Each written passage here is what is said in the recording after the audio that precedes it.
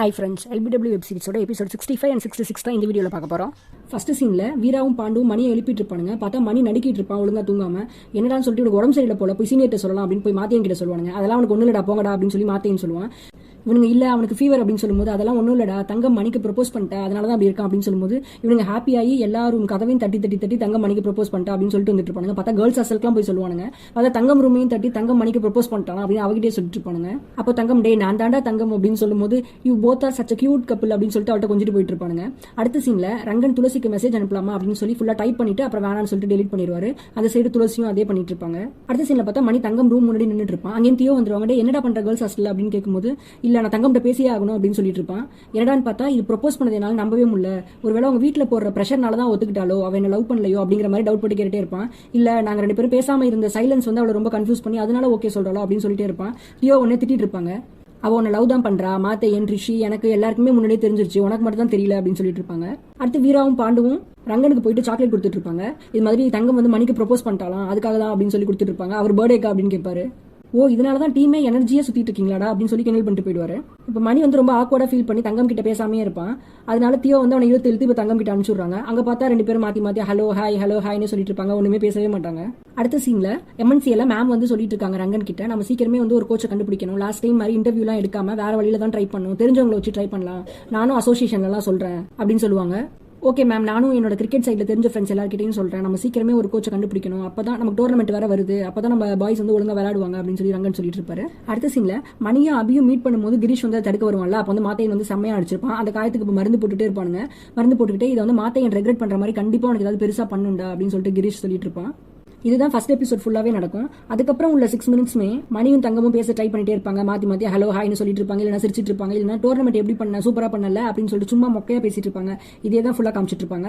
இதோட இந்த எபிசோட் முடிஞ்சிடும். அடுத்த எபிசோட ஃபர்ஸ்ட் சீன்ல தங்கம் வந்து குட் மார்னிங் போட்டு ஹார்ட் சிம்பிள் போட்டு மணிக்கு மெசேஜ் அனுப்புவாங்க. அந்த பக்கம் மணி என்ன பண்ணுவானா அதே குட் மார்னிங் காப்பி பேஸ்ட் பண்ணி இன்னொரு ஹார்ட் மட்டும் எக்ஸ்ட்ரா போட்டு அனுப்பிச்சிட்டு இருப்பான். இதை ஜாக்கியும் பாண்டும் பாத்துருவாங்க. பார்த்துட்டு நான் மட்டும் உன்னோட லவரா இருந்தா கண்டிப்பா உன பிரேக்கப் பண்ணிருப்பேன் இந்த மாதிரிலாம் பண்றதுக்கு அப்படின்னு பாண்டு சொல்லிட்டு இருப்பான்.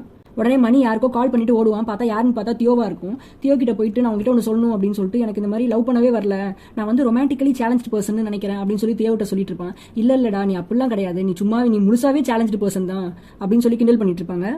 சரி உன் ப்ராப்ளம் சால்வ் பண்ண நான் ஒரு வழி பண்றேன் அப்படின்னு சொல்லிட்டு தியோ சொல்லிட்டு போவாங்க. பார்த்தா நெக்ஸ்ட் எல்லா டீம் மெம்பர்ஸும் உட்காந்து இதை என்ன பண்ணலாம் அப்படின்னு சொல்லி இதை பத்தி பிளான் பண்ணிட்டு இருப்பாங்க.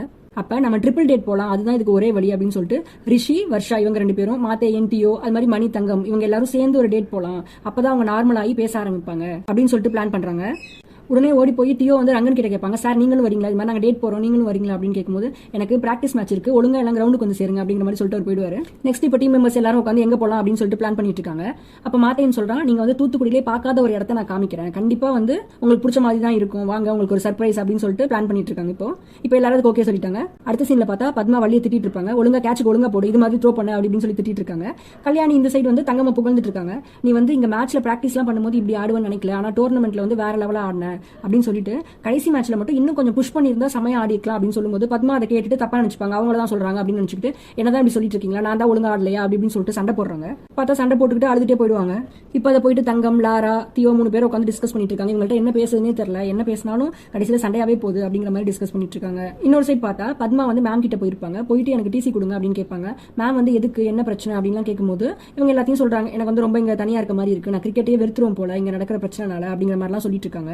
மேம் வந்து நான் இதை பேசி சார்ட் அவுட் பண்றேன், நீ கொஞ்சம் பிரேக் எடுத்துக்கோ அப்படின்னு சொல்லும்போது இல்ல எனக்கு டிசி கொடுத்துருங்க மேம் நான் போயிடுறேன் அப்படின்னு சொல்லிட்டு போயிடுறாங்க. இப்போ இதை வந்து இன்ஃபார்ம் பண்ணணும் அப்படிங்கிறதுக்காக ரங்கன் கிட்ட கூப்பிட்டு இன்ஃபார்ம் பண்ணுவாங்க. ரங்கன் வந்து இப்போ டீம் மெம்பர்ஸ் எல்லார்கிட்டையும் சொல்றாரு, இது மாதிரி பத்மா வந்து டிசி கேட்டிருக்காங்க மேம் கிட்ட அப்படின்னு சொல்றாரு. அதனால டீம் மெம்பர்ஸ் இப்போ எல்லாரும் சேர்ந்து திருப்பி போய் பத்மா கிட்ட கேட்கறாங்க, இது மாதிரி எங்கனால தான் பிரச்சனையா, நாங்க உங்ககிட்ட சாரி கூட கேட்டுக்கிறோம் அப்படின்னு சொல்லும்போது சாரினால எந்த ப்ராப்ளமும் சால்வ் ஆகாது அப்படின்னு சொல்லி அவங்க என்ன நினைச்சாங்களோ அதுலயே நிப்பாங்க.